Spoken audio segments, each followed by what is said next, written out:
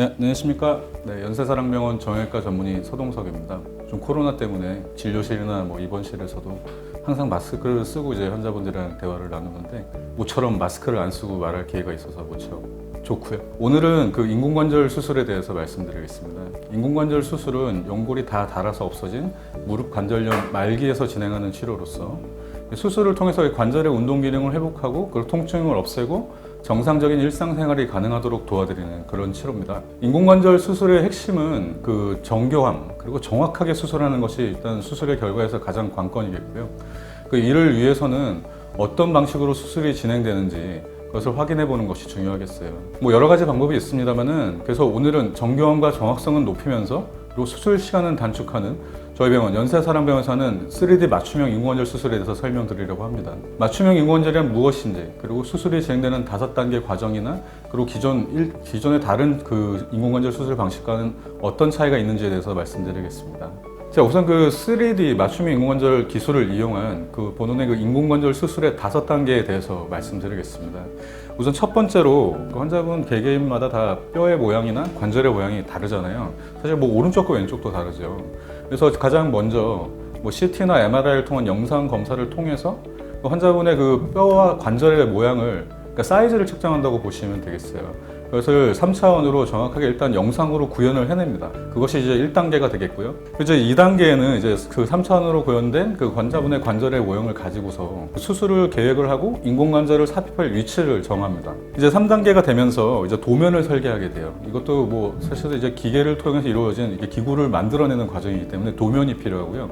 그래서 이제 전문의들이 각각 그 본인의 환자들에 대해서 이거 도면을 설계하는 프로그램이 있거든요. 거기에서 이제 1mm 단위로 세밀하게 설계를 해내요. 그 다음부터 이제 제작하는 거죠. 제작하는 데 있어서 사실 이제 맞춤 인공관절을 우리나라에서 처음 시작한 건 아닙니다. 미국이나 유럽에서 이미 예전부터 사용하고 있었는데요. 우리나라에 처음에 도입되었을 때는 사실은 이제 우리나라에서 자체적으로 보유하고 있는 기술이 없었기 때문에 보통 외주를 줬었죠. 통상 이제 가장 흔하게는 북유럽에 있는 덴마크, 스웨덴 이런 나라에 이제 외주를 줘서 저희가 이제 도면을 설계해서 도면을 이제 그 유럽으로 보내면은 거기에 맞춰서 기구를 제작하고 그리고 이제 다시 저희한테 돌아오는 그런 과정이 있었어요. 근데 왔다 갔다 하는 시간이 있고 외국이다 보니까 이제 또 저희 위주로 돌아갈 수 없잖아요. 수술하기로 결정을 하고 계획을 했는데 실제로 저희가 사용하게 되기까지는 보통 한 달 이상이 걸렸었죠. 하지만 이제 저희가 그 몇 년 전에 맞춤 인공관절 기술을 특허를 냈습니다. 그럼으로 인해서 이제 이 제작하는 기간이 상당히 줄어들게 됐어요. 저희는 짧으면 이제 그 처음에 사이즈를 잴 때부터 기구가 완성되기까지 환자 앞으로 오기까지 통상 짧으면 일주일, 길어도 2주일은 넘기지 않는 예전보다 아주 훨씬 짧은 시간에 이걸 준비할 수 있게 돼서 환자분들이 이미 마음의 결단을 내렸는데 노심초사하면서 기다리는 시간을 아주 많이 줄일 수 있게 됐죠. 그래서 이제 그렇게 제작하는 것까지가 이제 4단계고 이제 드디어 마지막 5번째 단계는 실제로 그 맞춤형 인공관절 기구를 이용해서 수술을 하는 게 5번째 단계가 되겠습니다. 그러니까 꼭 이런 맞춤 인공관절이나 최신 기술이 아니더라도 인공관절 수술은 역사가 50년이 더 된 수술이니까요. 사실 지금도 대부분의 병원들은 과거의 방식대로 하고 있습니다. 그 수술을 진행하는 그 현장에서 환자분의 그 다리의 형태와 관절의 모양에 따라서 어떤 자나 각도기를 이용해서 측정하는 기구가 있어요. 근데 사실 이 정확성이란 것은 의사의 기술과 경험에 의존하게 되는 경향이 있어요. 그런데 이제 아무리 노련한 의사라고 하더라도 예를 들어서 아주 유명한 야구 선수 투수를 생각해 보죠.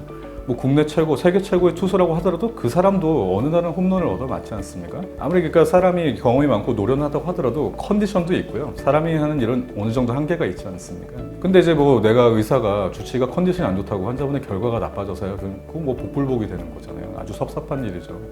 그래서 이렇게 최신의 기술들은 이제 각도를 일관적으로 정확하게 구현하는 그런 방식의 방향으로 이제 발전을 해왔고요. 환자에 대해서 미리 컴퓨터로 그러니까 계획을 정확하게 해내서 그대로 각도가 만들어지게 이미 계획이 짜져 있고 그냥 만들어진 기구를 적용만 하면은 과거에 이제 눈으로 경험으로 측정하고 쟀던 그 과정들을 대폭 줄이고 하지만 또 줄였지만 더욱더 정확하게 해낼 수 있는 기술이 맞춤형 인공관절 기술입니다.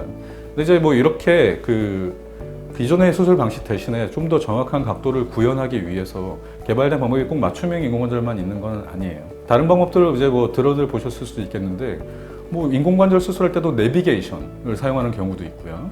그리고 로봇으로 하는 경우도 있습니다. 이제 기존의 의사 본인의 경험과 기량에 의지할 때보다는 좀 더 일관성이 높아져서 일관적으로 정확한 각도를 만들어낼 수 있는 가능성이 높아졌죠. 근데 이제 맞춤형 인공관절이 그 다른 최신 기술들에 비해서도 어떠한 장점이 있냐면, 그래서 이제 그 맞춤형 인공관절 기구는 아주 작거든요. 그래서 일단 수술의 규모가 작아질 수 있어요. 예전에 뭐 절개를 할 때 15cm, 20cm 아주 커다란 절개가 필요했었는데, 그다음에 이제는 뭐 10cm 안팎으로도 줄일 수 있는 정도입니다. 그리고 이제 기구를 대서 뭐 각도를 재고 번거롭게 측정하는 과정이 보통 한 20단계에서 30단계 정도 수술이 삭제가 돼요. 그 단계가 줄어들 만큼 수술이 짧아지게 되죠.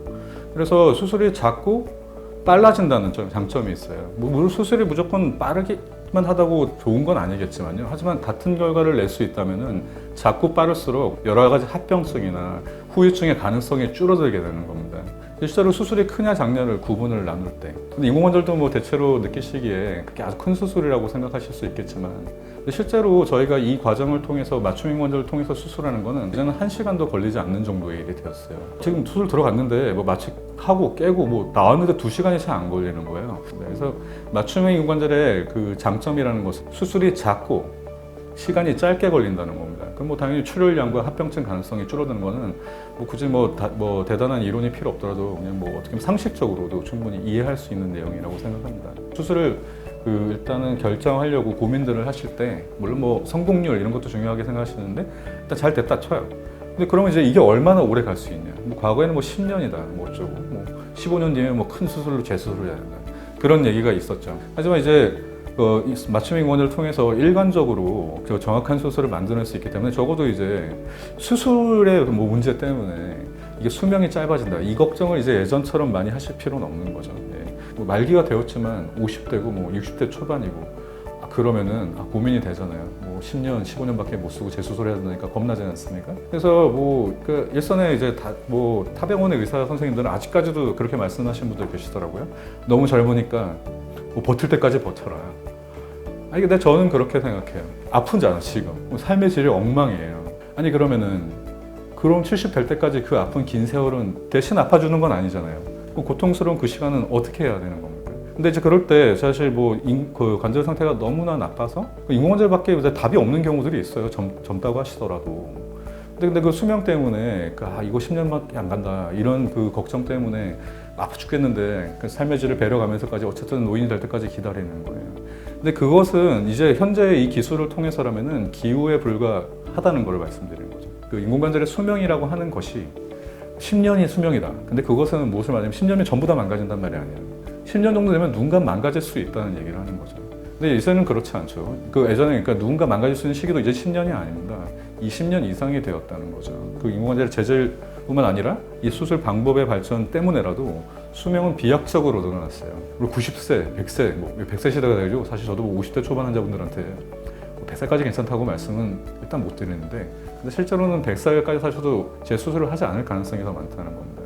그래서 50대나 60대 초반의 환자들에 있어서도 정말 갈 때까지 가서 완전한 말기가 되어서 연골 재생도 어떤 다른 종류의 치료로 이제 회복을 기대를 할 수 없을 때, 적어도 그 수명 때문에 예전처럼은 걱정하실 필요가 없다는 걸 말씀드리겠습니다. 비단 저희의 방법뿐만이 아니라 요즘에 이제 최신형 인공관절 방법들은 사실 과거에 10년 전, 20년 전에 비해서는 이미 많이 달라졌어요. 전화기, 핸드폰이 발전한 걸 보세요. 세상에서 가장 빨리 발전하는 기술이 무기랑 의학입니다. 테레비가 전화기가 그렇게 달라졌는데 인공관절이 10년 전, 20년 전이랑 같을 리가 없지 않습니까? 그만큼 많이 발전했어요. 그래서 관절염이 너무 심해서 주사도 약도 다른 어떤 치료도 효과가 없을 것이라고 생각되고 방법은 인공관절밖에 없다라고 했는데, 나이 때문에 주저하시는 분들이라면 그 걱정은 좀 덜 하셔도 될 거라는 말씀을 드리고 싶습니다. 네, 오늘 말씀드린 내용이 많은 도움이 됐기를 바라겠고요. 코로나가 올 초부터 계속 이어지고 있어서 환자분들도 보호자분들도 얼굴 전체를 본 적이 없어요. 환자분들도 저도 다 서로의 눈만 보고 있죠. 근데 웃고 계신지 알 수가 없어요. 입이 안 보여가지고. 그래서 코로나는 아직 지속되고 있지만 이제 다들 마스크도 잘 쓰고 각별하게 관리들을 하셔서 이게 얼른 지나가서 이제 잘 고치고 잘 나아서 밝은 표정으로 서로 얘기할 수 있는 날이 얼른 오기를 바라겠습니다. 저는 다음 시간에 더욱더 유익한 정보로 다시 찾아뵙겠습니다. 감사합니다. 네. 다시 해야 되겠다. 인사를 좀 더 공손하게 해야 되겠습니다. 그게 먼저요? 그렇군요. 다시 해야 되겠습니다. 그리고 이제 시작하면 돼요? 네.